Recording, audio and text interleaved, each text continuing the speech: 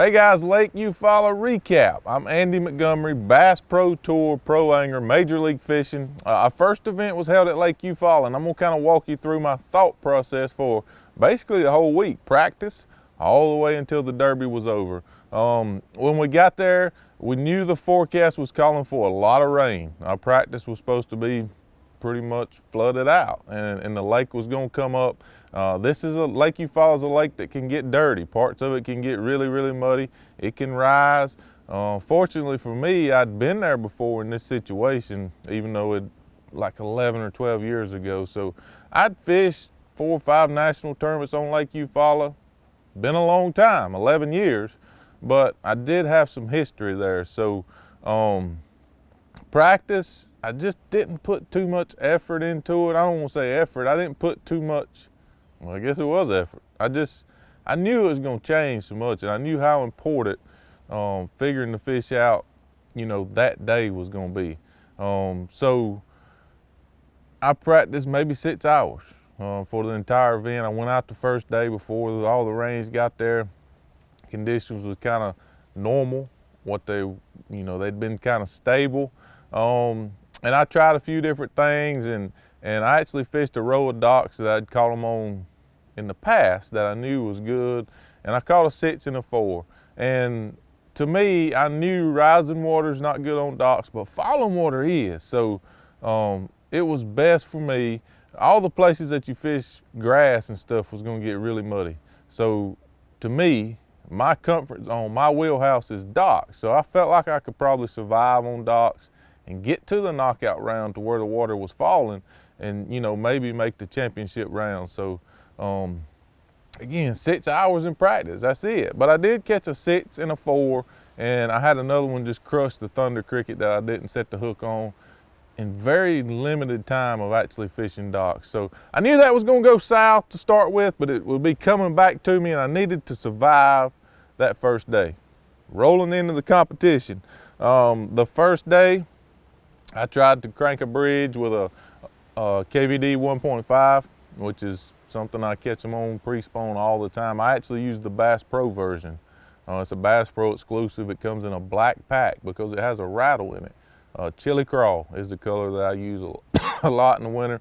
But them bridges has got so muddy, the ones I was fishing, that it just really wasn't that good. And so then I went to fishing docks, and I knew it wasn't going to be easy, but I knew that when things get tough, you always fall back to your comfort zone, what you got confidence in, something you can fish for 2 or 3 hours and not get a bite, but still have confidence that you can. Docks is that for me.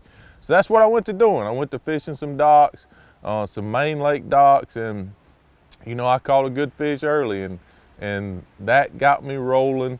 That gave me the confidence that if I bared down, I could probably do what I needed to do on them docks. So ended up only catching 3 scorables the first day. I did catch one lucky fish. I went to crank a bridge again, going from one bridge to one side of the bridge to the other, and I caught one out in the middle on a spinnerbait. He was probably on a bridge column, but anyway, he was a scoreable, very important fish, and I caught him. But the other 2 I caught on docks, and I missed a couple. So there were some fish on docks. We kept watching the water level. That was the biggest thing that week, was we kept watching the water levels on our phone. We have an off day, so a lot can change from the first day I fished until the second day I'm on the water. And it did. The water started falling. Back up to the first day, I had one area down the lake that I wanted to fish, but the wind was just killing it. I mean, it was killing it, so I couldn't fish. It was where I caught the 6 and the 4 in practice. I couldn't fish it in the first day of the tournament. So I knew I had that for my second day. You don't know how much boat traffic there is and all that stuff, but I knew probably nobody fished it that first day. It was just impossible the way the wind was blowing. The wind was blowing pretty strong. So we had our off day. The water started falling, which we really watched the water level. And I tried to fish the docks that I caught them on the first day. It had got super muddy there. Tried to make it work, didn't work. So I rolled on down the lake to the other area that I couldn't fish the first day because it was too windy. And I kind of got things going in there, and caught one, lost one, and I knew the fish was going to bite late, but I just stuck it out in there, was able to do what I needed to do. I caught some on a thunder cricket, some on a jig, my Strike King skipping jig, This is the one I throwed this week, but I caught some on the skipping jig and some on the spinner bait. So it was good. I got in there. In these major league fishings, you don't know who in the other rounds is fishing the same water you fishing versus in the past. We kind of knew how much pressure an area had got. So I didn't know. And going into the knockout round, this is where I made, I don't want to call it a bad decision because it was the best decision I could make at the time. Looking back on it, it was bad. I'm always right. Look, hindsight's 20/20. I've never lost a tournament looking back on it. But knockout round, I felt like that we'd had enough time for the fish in that mud to get get accustomed to it to where we could catch them. I love fishing muddy water. Lake Eufaula's a lake you can catch them in muddy water. And we'd done had 3 or 4 days where the mud had been there. It was still muddy, but the fish ought to have been used to it and I ought to have been able to catch them. So I started right there at close to Lake Point, a place I'd caught them in the past, historically a good area. I fished an hour, nothing. And I thought, well, crap. So I ran down to the docks. I caught them on the first day. Surely, you know, them fish has got accustomed to the mud and, you know, maybe I can catch some there.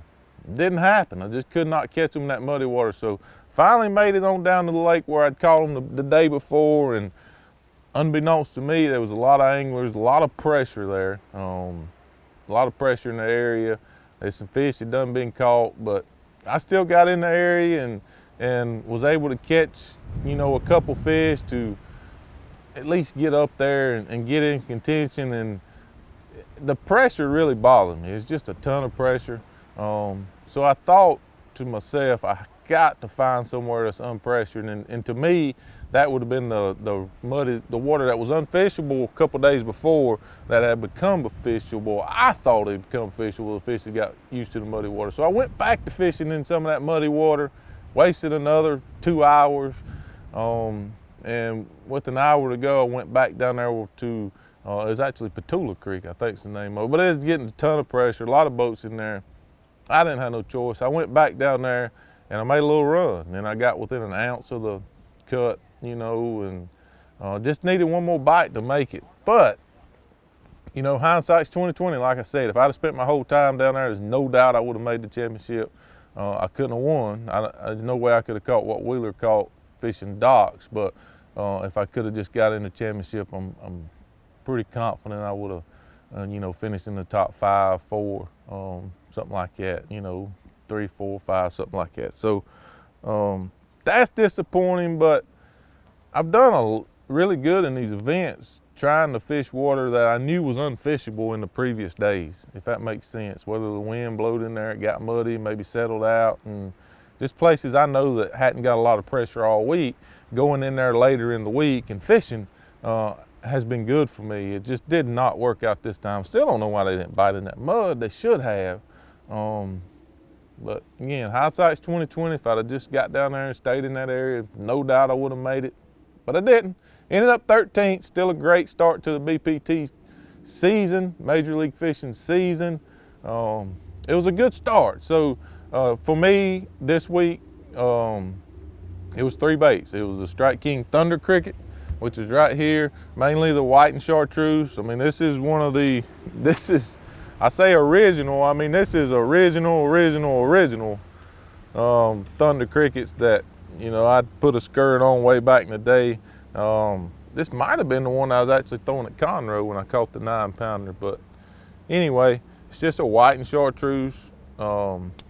Strike King Swimming Shiner is what I use because I can skip it a little bit. I love the blade minnow, but I can skip the Swimming Shiner a little bit better around them docks. My setup rod-wise this year, last year I used a 7-foot Magnum hammer rod. This year I'm using the 7.3 power medium heavy. I'm a tall guy, so I can get away with it. But this Custom Pro, so the Lew's Custom Pro 7.3 Magnum hammer rod is a really good Thunder Cricket rod. Reel, I use the Hyper Mags for pretty much everything except for some light baits. I'm using the new Custom Light. So the Hyper Mags is a tremendous meal. I just changed the handles out. Some people like the round handles, some like the paddles. Me, I like the paddles, so I changed the knobs out. But it's a 7.5 Team Lou's Hyper Mag reel, which is a good ratio because it's kind of high speed, but it's still, you can still work them winding baits pretty good. So that was my setup on the Thunder Cricket, a 7.3 medium heavy Magnum hammer rod, Team Lou's Hyper Mag reel, 7.5-1 Strike King Thunder Cricket with the Strike King Swimming Shiner trailer, 20-pound tour grade Strike King line, the new fluorocarbon line. This is the first week I used it. On my jig, this is my Strike King skipping jig. I did take some of them. I say I did. I had a friend at home, Louis, actually paint me some because the water was going to be dirty. I knew that. I like to put a lot of orange in it, and right now we just don't have this color. So I made my own, but that's the Strike King skipping head. This one's got teeth marks in it. But that's the Strike King skipping head. My skipping jig, Strike King skipping jig, which is a tremendous head. And we make good colors. If you don't like the color, you take the skirt off, put your new skirt color on, and that's what I did. I used a regular chunk this week. It's just something 90% of the time I'm gonna use the Strike King Raised Bug. But in super cold water or pre-spawn, I still like just the old standard chunk, and so that's what I use. And I put a little piece of finesse worm on there to keep the chunk from sliding up the hook, which is pretty cool because we got the screw lock keeper on my skipping jig, so you can just screw your little piece of worm on there and put your chunk on and go to it. So rod and reel setup for this, high speed Hyper Mag, the 8.3-1. Anytime I'm fishing slack line stuff, so a jig, Texas rig, anything that the fish might bite me on a slack line, I want to use that super high speed reel. Change the knobs out again. I went for red for high speed, and so it's the 8.3-1 high speed Hyper Mag reel. The rod I'm using right now to skip with is a 7-foot Magnum hammer rod. So it's a 7-foot medium heavy custom pro Team Lou's rod. It's a really good skipping rod. It's a good all-around length, 7 foot. Typically I use a 7.1, and we're working on making a 7.1, and then some guys have to use a 6.9, but a 7-foot rod is really right in that medium range. So it's gonna fit a lot of people, and this is the one I've used for 2 years, and it's got the job done. It's a 7-foot power, medium heavy, custom pro rod. High speed reel is very important for my skipping jig, or for anything that they're gonna flipping, anything they're gonna bite you on a slack line, and the 8.3-1 is a perfect gear ratio. And because of that, if he bites you on that slack line, when you're going to wind down to set the hook, if you got a high speed reel, you're getting more of that slack out, so you can get a better hook in that fish. And if I skip a bait under a dock, or if I skip my jig under a dock and one bites it as soon as it goes in, I got a lot of slack that I need to get out quick and get a hook in that fish to get him out from under that dock. So 20-pound tour grade fluorocarbon was that setup. So that was basically my setup for the week. Again, I've never lost a tournament looking back on it, because you see your mistakes, you correct them. My mistake was really forcing that muddy water, and like I said, I made it work so many times in the past, just couldn't make it work this week. But still, a great tournament. 13th against this crowd is incredible. A great start to the year. Ironically, I started 13th last year at Kissimmee, so I had a 13th, and I backed it up with another 13th. So hopefully we can back it up with at least a 13th at Okeechobee and get off to a great start to the year and get things rolling. That's Eufaula. That's it. We out on Okeechobee.